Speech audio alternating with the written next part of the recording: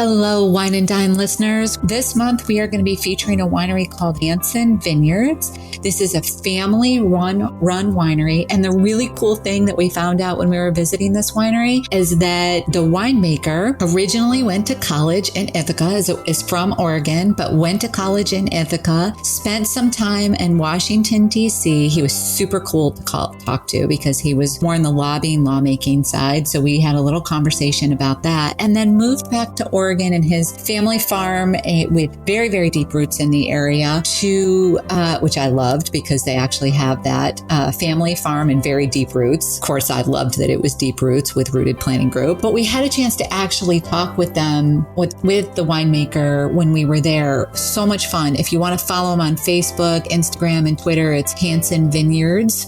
So you can follow them there. But one thing that I discovered when I was there was that his great-grandfather, winemaker's great-grandfather, was originally from Norway and moved to Oregon in 1896, purchased the farm that was across the road from the winery. They then took the property into a winery in 1930. So that's when it says very deep roots. That's what they mean. Well, let me tell you, we love their wine. Of course, they had a good Pinot Noir. That's what Oregon is known for. But today, what I'm going to talk about is their Gamay. The Gamay Noir is one of the different grapes that exists, and we loved it. It was unique. It was dry. It was mouthful, flavorful, really savored the wine. So if you enjoy something different, go try the Gamay Red that they have. It's $26 per bottle. Good price point. Of course, if you're going to have it shipped, there's additional costs associated with it. But we really enjoyed their Gamay. They do have a club that you can join if you're interested. Not trying to sell this company, of course, but I do really think that if you're looking for something different, there's no cost to join, which I absolutely love. If you get out to Oregon, there's complimentary wine tasting for you and your guests. You get 15% off the first 12 bottles each year. And then if you go beyond that, you get 25% off. You also have access to new and limited wines. And they do have some invitations that you can get invited to. One is out in July. Maybe it changes different each year. And then they do invite you to vertical tastings. Now, of course, we won't be able to be there, but we did talk to Jason, the winemaker, and ask if there's any way we could virtually do that. So we're trying to figure out how to do that. If we learn more, we'll certainly let you all know.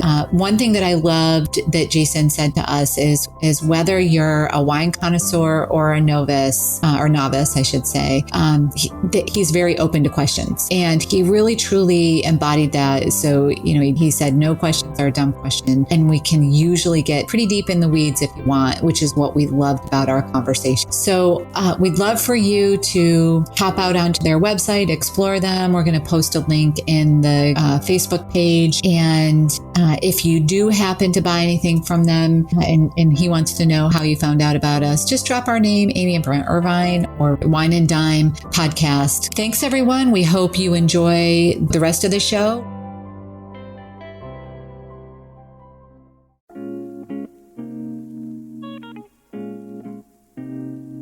Every week, it's our goal to share financial information that helps you in both your life and financial vineyard.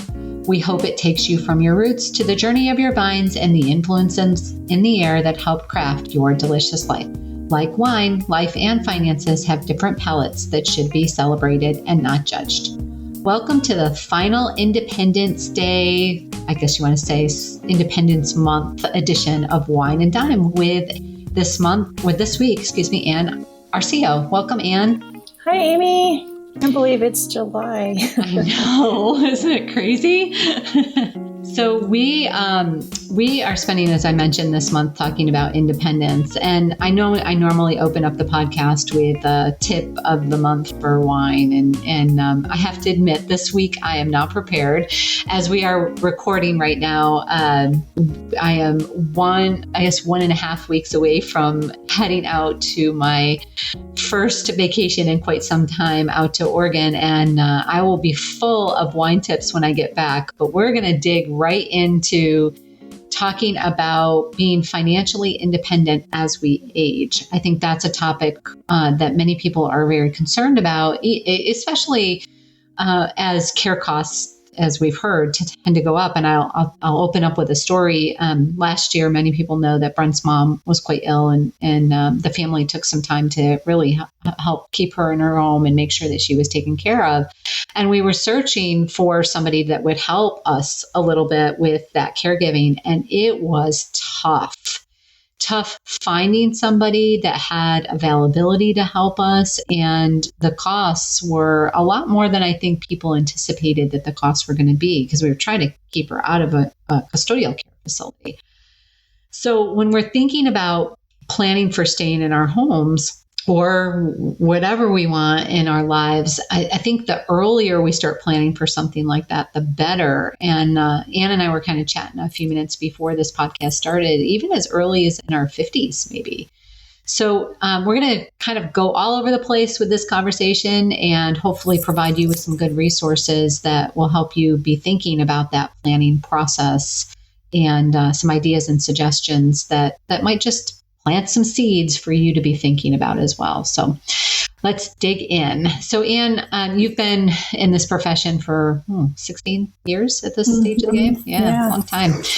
And I'm sure you've seen lots of things crop up throughout that period of time. What are some of the things that when you're talking to people about, or I guess, what is the age that you really start thinking? Because if you're in your 30s, it's pretty hard to plan for those costs. But what are the ages that you start thinking about really building that into the plan with some solid thought? Yeah. So like you were mentioning, we certainly want to start having those conversations a little bit more seriously when we're in our 50s. And I think when it comes to this, it's an uncomfortable thought. It's, it's not something that we really want to spend time focusing on, but just planning, so important when it comes to this. And starting in your 50s, thinking about, would long-term care insurance make sense? The home that you live in, a lot of people in their 50s, as they really start seriously planning for retirement, relocation might be a part of that. And really, where do you want to spend your retirement years? And so, what would your home need to look like if that's your plan? If you really want to stay in your home, what do you need to have in place that would allow you to do that? And that might mean, I did this with my mom when she moved. She moved to be closer to family, and she really found this great apartment that was upstairs, and it had, some features that she loved, but I was thinking long-term, Mom, that doesn't make sense. So we went with on the first floor, no stairs, walk-in shower, just things that, as the years have gone on, she's really grateful that she, has that in place. So if you are thinking about relocating or making home improvements, what can you do to set yourself up to be able to stay in your home long term? And even somebody like my age, I think about that too. If we're making home improvements in our home, would the better investment be to think about, well, maybe we don't need like a handrail right now, but let's make sure that if we install some kind of improvement in our bathroom, that we have that ability to do that, if that's our long-term plan to stay in the home. Or let's say you're adding on to a house, making sure doorways are wide enough that if you needed a wheelchair, or you needed some kind of, walker or something like that it could easily move from room to room. You don't want like you said, multiple steps or something. So, I mean, that in and of itself allows you to stay in your home a little bit longer because of the, those little changes that you're talking about. Mm-hmm. I know a lot of people ask about long-term care insurance, and then they see the price tag that's often associated with long-term care insurance. One of the things that I often talk about with long-term care is you kind of can go a couple different routes, right? One is insurance, which, just to remind everybody, insurance is just the transfer of risk. So instead of you self-absorbing it, you're transferring that risk to a company that if you need care that needs to be paid for outside your assets, then the insurance company will kick in. The other option is you can choose to self-fund it. So when we're planning, those, I guess, share maybe a little bit about the pros and cons of going either of those directions. Yeah, I mean, I think it just depends, one, on your comfort level and your ability to self-fund. Some clients have enough assets that it really makes sense to self-fund. Then there's some that it's cost prohibited to get the insurance policies. And then there's those clients that are kind of in the middle, where we really want to look seriously at, the different policies and the different features and see how those premiums fit into their budget. And there's a lot of different features with these policies. So I think working with a planner that can help you understand everything is important, because they can certainly be expensive and they can have different features like a life insurance feature. So I think, really planning that out and working with a planner can be really helpful in those instances. And also knowing what you want, right? I mean, and you may not know exactly, but most people have a general idea. Like, again, I'm going to use myself as an example.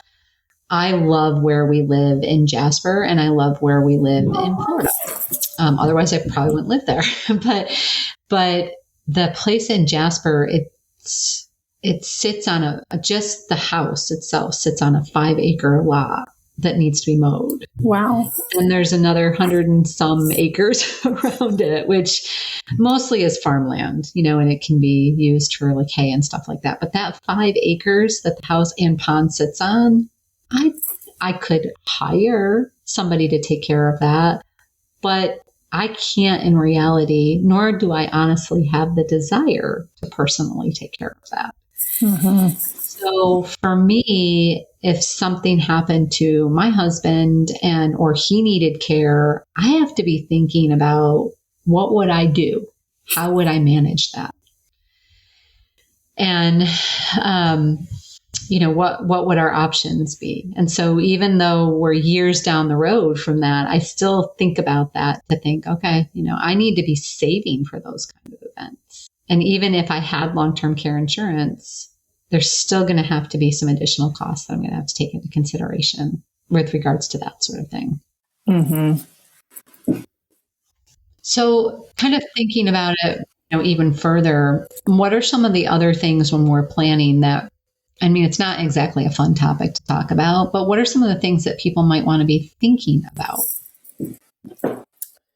Yeah. So, I mean, you and I were talking about like the different age ranges, like in your 50s, that initial conversation looking into long-term care insurance. And if you're going to be making home improvements, consider the long-term and, that impacting your ability to live independently. And then we talked about, a key time is really between 60 and 65. And really, you don't want to apply for long-term care insurance past that. It gets more difficult to be approved. So I think really those are key years to really start, having those difficult conversations, talking to your family, talking to your kids and your spouse, and really thinking about what you want to do with that. And Amy and I were also talking about, different things to like, if you're going to be retiring in your 60s, would it make sense to just be open to working a little bit part-time and boosting your savings? Because, a lot of times clients have worked hard, they've saved, and the plan looks great until we start adding in long-term care expenses. That's what we see, I think, most often. We'll make a plan go from successful to unsuccessful when we start adding in, those long-term care costs. If it were, that you needed a nursing home or something with more intensive care. So, really thinking about that, thinking about your family history and what risks you have. And then, seeing how that would impact your plan. Because that's most often, I think, with clients, that's when I really start to see plans not being as successful. Yeah, especially if you throw in any kind of dementia or long-term mental care, because, people can live with those kind of diagnoses for a long period of times. And when it gets to the point where memory care is required, that's even more expensive than, I would say, traditional like care facilities. I read a statistic. This was on the Alzheimer's.org website. I read a statistic that said 1 of 9 people age 65 older have Alzheimer's. Oh, goodness. 55 million people are currently diagnosed with it in the US. 50, wow. Sorry, I said that wrong. 5.5 million. That's a large number of people that are diagnosed with that. Mm-hmm. And then 1 in 3 people age 85 or older have the disease. So this is not so, I mean, that's a third of all people over age 85. That's a pretty staggering statistic, I would say. So I think it's something that, not everybody that has dementia has Alzheimer's, but it's something that I think you need to be thinking about, and family history can come in to play with that. And I think, again, planning for the worst and hoping for the best is really what we need to be thinking about. And this is where crossover starts to happen is, do you have your power of attorney set up? Do you have all of the documents for estate planning set up should that ever happen? But that's a big deal. Yeah. And I also think having the conversations, like I was meeting with a client that, they think their kids would step in and want to take on that role. But, I think talking things out with family and really understanding is important. Just having that plan. I mean, that's uncomfortable, but, not assuming that things are going to look a certain way. And, I think the problem, I don't mean to interrupt you, Ann, but I think the problem with that is they may want to, but they might financially not be able to. Yeah. Or have more childcare burden than they realize, or, I think, like us, my husband and I, we would certainly like to be able to take care of parents, but, like our home isn't set up for that. And we, thinking about the responsibility with our young kids. And so, yeah, exactly. It may not end up being ideal. There's a good book out there called aginginvestor.com, or a website, aginginvestor.com. And on that website, you can actually it's a family guide to aging parents. It's a really good reference book to be able. And there's another book that I don't think it's in print anymore, but I think you can find it on Amazon. It's called The Other Talk. I think it's a funny name. So it was published by AARP, and it was meant to be, like how when you're a kid, your parents have the talk with you. Well, this is the opposite, actually. This is the other talk. And that book is written in a way that, like, okay, this is how you can have a conversation around finances as you age, and really is meant to bring the children into the conversation, so that there isn't that I wonder kind of thing hanging out there. Mm-hmm. Yeah, because I know in our case, we would like to have those conversations, but not everyone in the family is open to that. So maybe they need to read The Other Talk. we I guess being the planners, like we would love to have a plan in place and let them know that we want to help, but just like, let's plan it out. And then you have the other side of it where kids would like to be able to participate, like with what you're saying, but the family member is like, like we're not having you take care of us. And, I think there's a mix somewhere in the middle. I think there's if everybody's on the same page, that's what makes it, I think, come together well.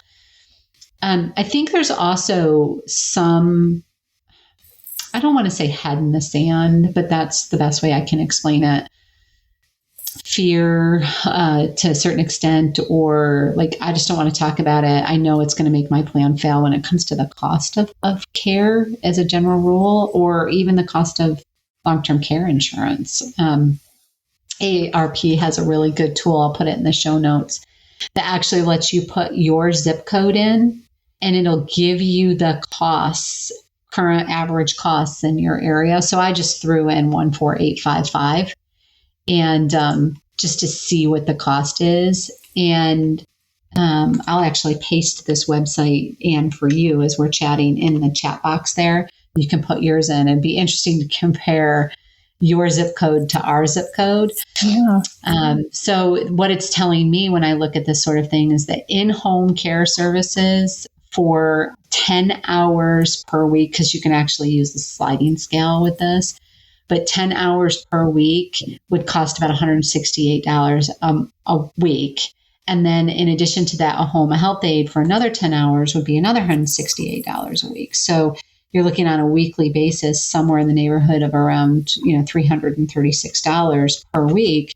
that can add up over the course of the year. If you're looking at how much time that could cost. So that to me seems a little like I'm looking at that figure and knowing what we paid for Brent's mom's care. And I'm thinking that might not $168 per week divided by 10 is only $16.80 per hour. And I think that's actually a little low from what I saw. On the community services side, when there's like adult daycare centers where you can take somebody to have like daily interaction and get communication and, some still live at home, but someplace that they can go get social action. That generally will cost, if you want to go 7 days a week, that'll cost about $2,800 a month. So that's not, that's a fairly, it's an option, but it is $2,800 a month if that's what you're looking for. Mm-hmm.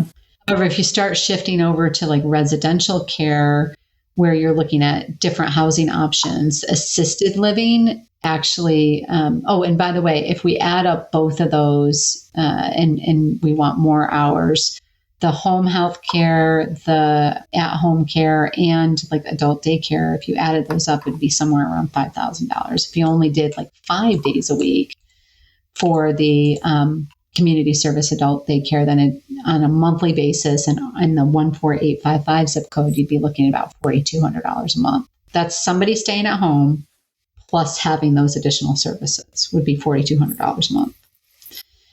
Then when I look at what the cost is for assisted living, so assisted living, you're basically living in your own apartment, right? You're kind of on your own. Mm-hmm. That's about $3,300 or $3,400 in our area.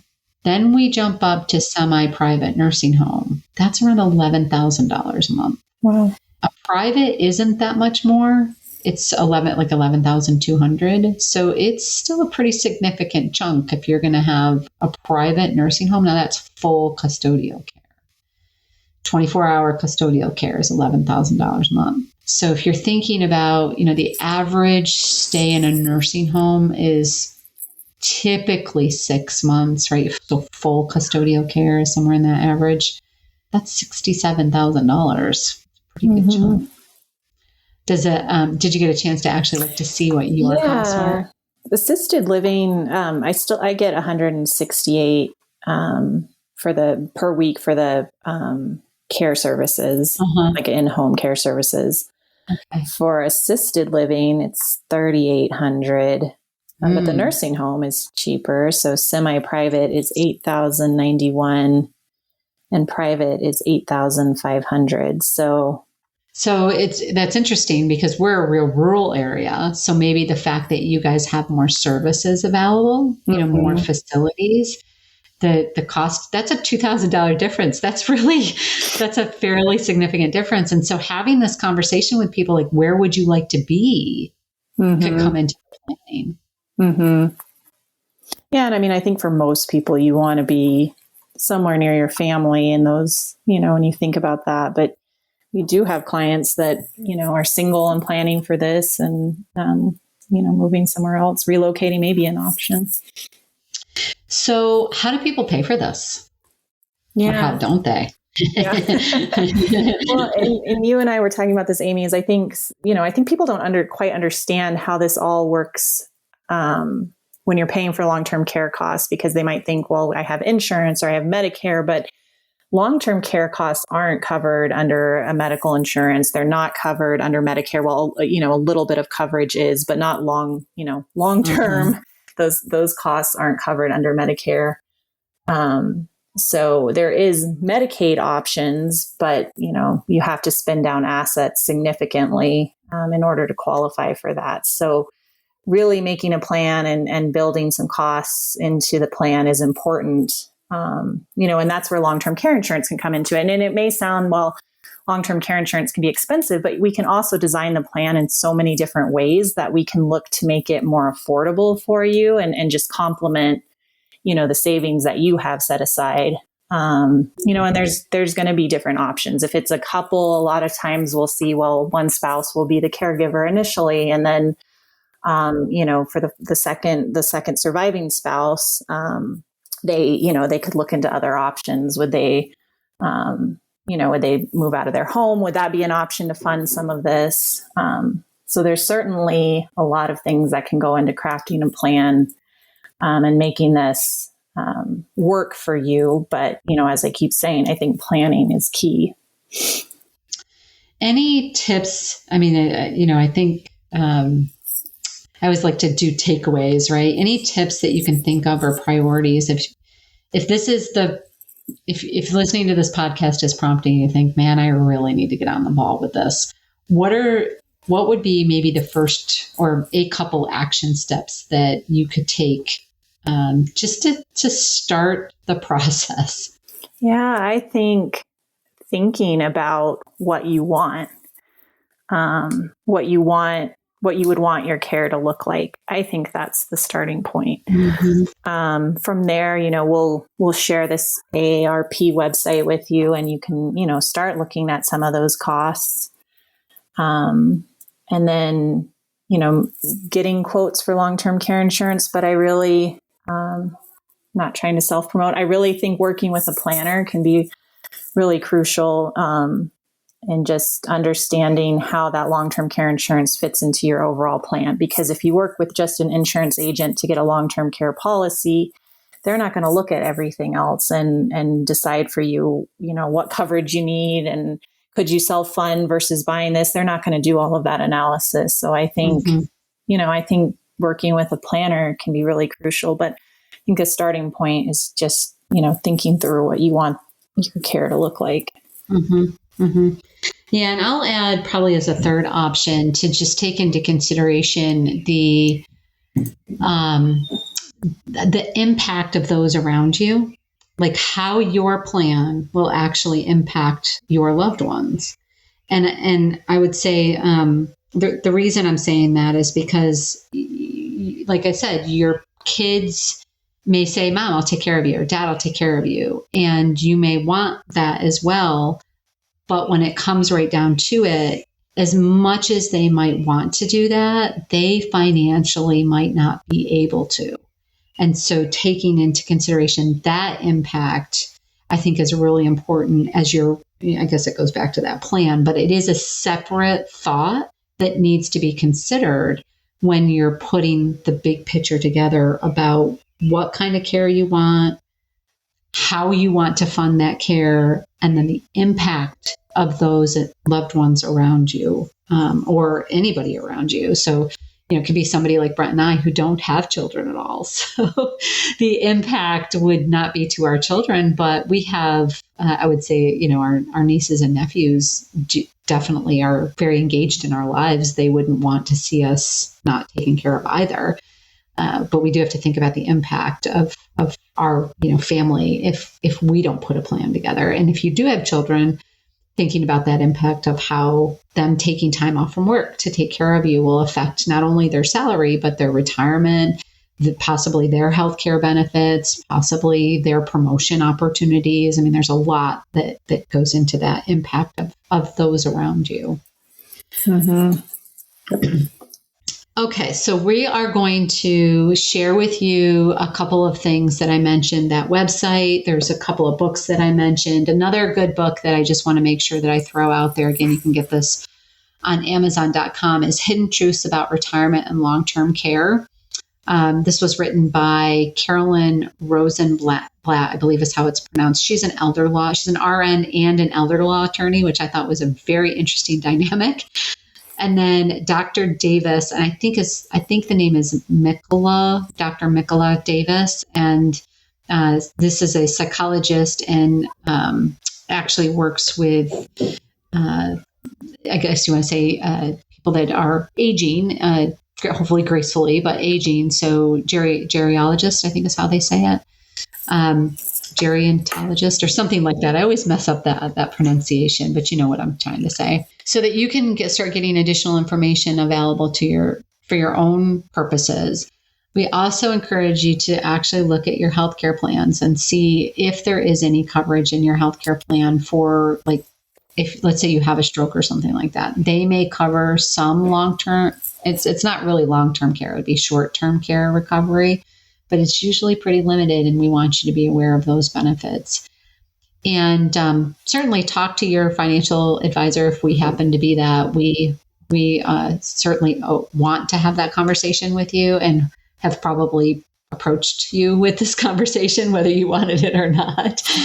And we want you to feel like if it ever happens, you have a good plan in place and it's not like last minute decision making that has to be, kind of pieced together and not what your wishes are. So any final thoughts that you'd like to share, Ann, as we close for the session? I think you said that really well, Amy, the way you wrapped that up. I'm excited to check out some of the books that you mentioned. We hope that you, find this podcast helpful and these resources helpful to you as you start on this portion of the financial planning journey. Certainly, if you have any questions, we'd love to hear what those questions are. We like to throw them in our Asking for a Friend blog. We hope that you'll share this with your friends and your family, and maybe this prompts a conversation with family members and you've not known how to sort of bring it up with somebody. Also, don't forget to jump on over to iTunes and like us and rate us, because that just moves us further up in the ranking system so that more people find us and can take advantage of this hopefully useful information. We appreciate you listening, and we look forward to any questions that you have. Don't forget to send them our way. Thanks, everyone. And that will about do it for today's episode of Wine and Dime. You can contact Amy through the website, www.rootedpg.com, or amy@rootedpg.com. You can also follow us on Facebook and Instagram @rootedpg for the latest news. And if you have any questions, comments, or topics you would like to hear about, feel free to let us know. And don't forget to rate and subscribe the show wherever you get your podcasts. And again, thank you for listening, and be sure to tune in next time.